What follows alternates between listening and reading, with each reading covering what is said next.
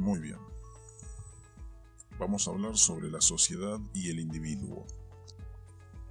Nos hemos extendido acerca de los derechos individuales, pero podríamos preguntarnos, ¿qué ocurre con los derechos de la sociedad? ¿No suplantan ellos a los simples derechos individuales? El libertario es un individualista.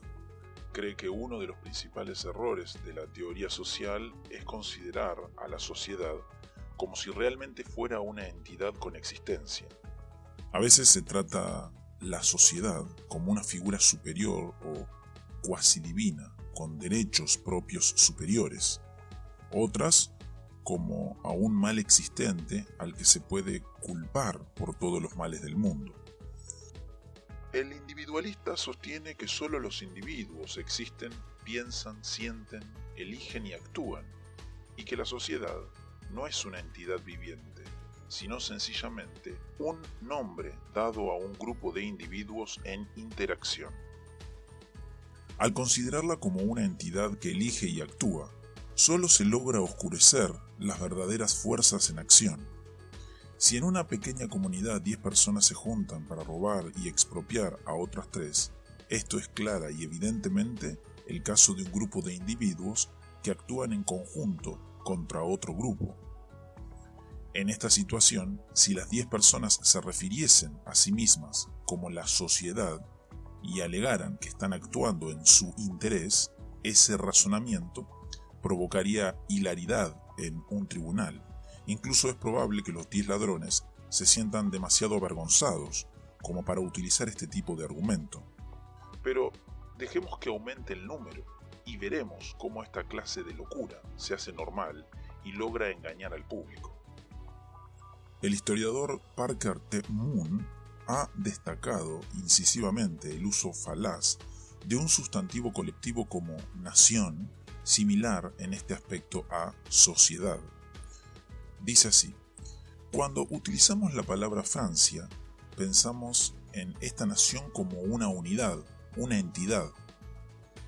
Al decir Francia envió sus tropas para conquistar a Túnez, no solo conferimos unidad, sino también personalidad a un país.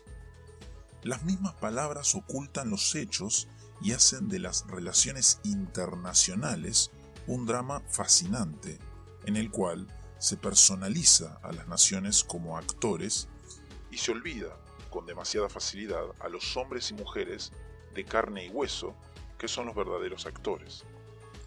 Si no tuviésemos una palabra como Francia, entonces podríamos describir la expedición a Túnez con mayor precisión. Por ejemplo, unos pocos de esos 38 millones de personas enviaron a otras 30.000 a conquistar Túnez.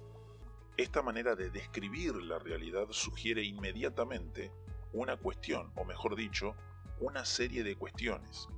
¿Quiénes son esos unos pocos? ¿Por qué enviaron a los 30.000 a Túnez? ¿Y por qué estos obedecieron? Los imperios no son construidos por naciones, sino por hombres. El problema que enfrentamos consiste en descubrir en cada nación a los hombres, a las minorías activas que están directamente interesadas en el imperialismo y luego analizar las razones por las cuales las mayorías pagan el costo y luchan en la guerra que necesita la expansión imperialista. La mirada individualista de la sociedad fue resumida en la frase «La sociedad está formada por todos menos por usted».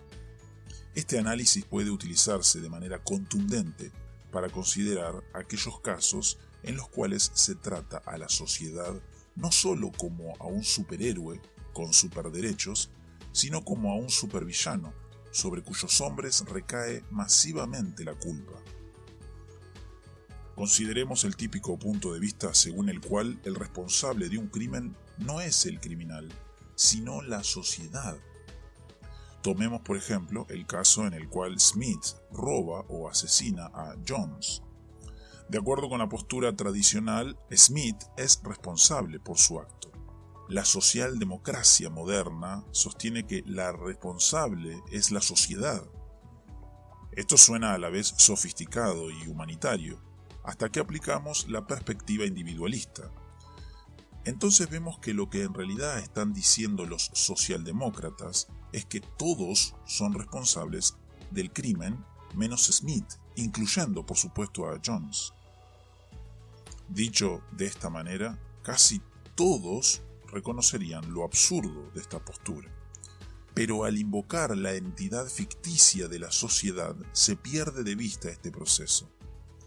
El sociólogo Arnold Green señaló: se sigue, entonces, que si la sociedad es responsable del crimen, y si los criminales no lo son, solo quedarán como responsables aquellos miembros de la sociedad que no cometen crímenes. Solo es posible engañarse con un disparate tan obvio, conjurando a la sociedad como un demonio, un mal separado de las personas y de lo que hacen. El gran escritor libertario estadounidense Frank Chodorov destacó esta visión de la sociedad al escribir que las personas son la sociedad. La sociedad es un concepto colectivo y nada más.